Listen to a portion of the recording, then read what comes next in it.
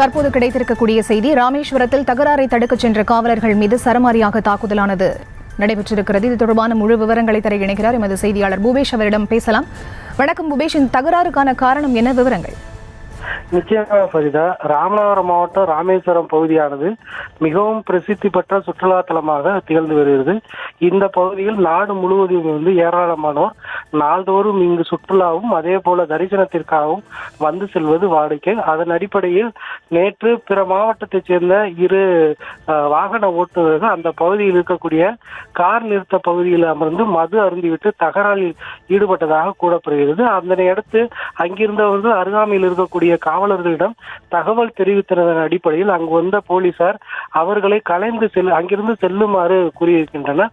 ஆனால் மது போதையில் இருந்த அந்த இரு மது பிரியர்களும் போலீசாருடன் கடுமையான வாக்குவாதத்தில் ஈடுபட்டனர்.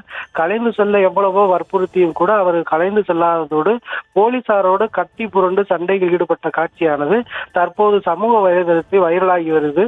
மிகவும் பிரசித்தி பெற்ற ராமேஸ்வரம் தீவு பகுதியில் நாள்தோறும் ஏராளமான சுற்றுலாவுக்கு வரக்கூடிய சூழலில் சுற்றுலாவிற்கு வந்த அடையாளம் தெரியாத இருவர்கள் மது போதையில் போலீசாரிடம் தகராறில் ஈடுபட்டதோடு அவர்களை மூர்க்கத்தனமாக தாக்கிய சம்பவம் தொடர்பான காட்சி பெரும் சர்ச்சையை ஏற்படுத்தியுள்ளது.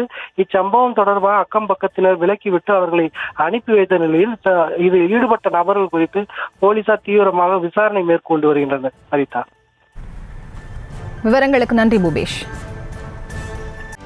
செய்திகளை உடனுக்குடனும் துல்லியமாகவும் தெரிந்து கொள்ள சப்ஸ்கிரைப் பண்ணுங்க.